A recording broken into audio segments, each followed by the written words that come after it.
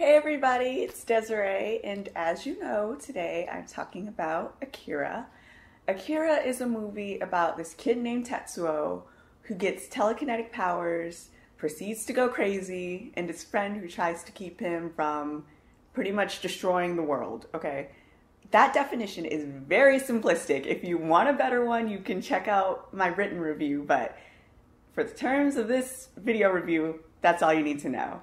Now, before I get into basically what I liked about the movie, what I didn't like, I want to talk about kind of the history. The movie is made in 1988, I think. I don't know for sure. It was made in the 80s, okay?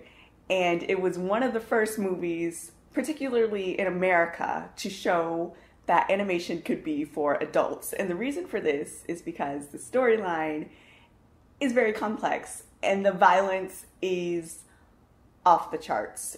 Gory, graphic, crazy. The violence, NC-17 if it was live action. It's crazy. Now, the animation is something that's incredible. It was made almost 30 years ago, but if you watch it, it'll look like something that could be on TV today.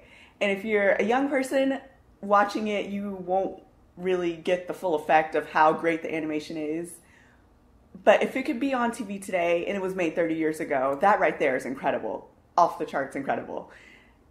Other than that, the attention to detail is crazy. I'm going to keep saying crazy because I love this movie. The attention to detail, particularly in the backgrounds, for me, that's what I loved. Looking at the backgrounds was so cool.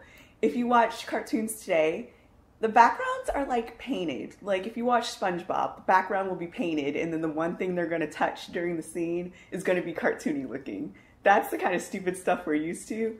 But in Akira, all the backgrounds interact with the characters. Like if they sit in a leather chair, the leather moves to their body. If they climb a fence or something, the fence gives way. It is so cool. I can't imagine how much time they spent just on the backgrounds to make stuff like that happen. So if you're art geeky like me, watching that will be really fun. Otherwise, I'm going to move on. Characters.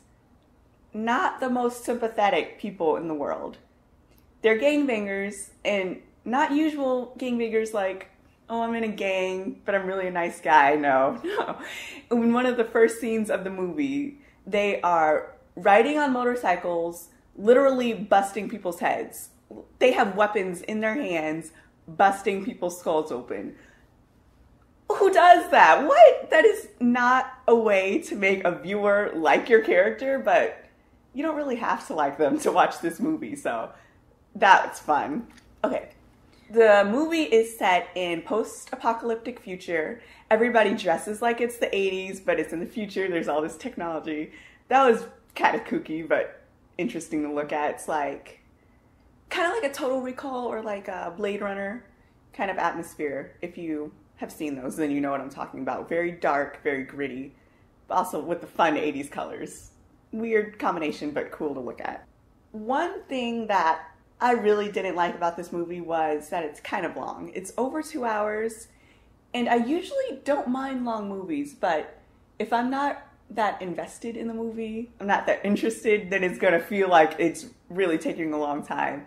And a lot of Akira is kind of this mystery around what's going on.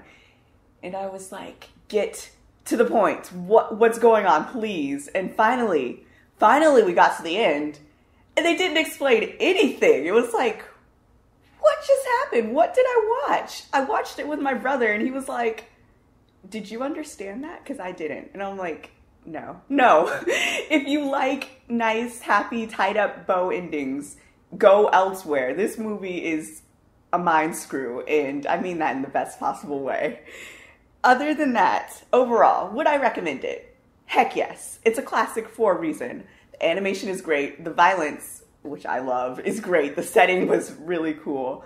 Mind screw ending, all that, I'll take the mind screw ending, okay? It was worth it. If you don't like any of that stuff, don't watch it, just skip it. But if you like any one of those things, then you'll love this movie, okay?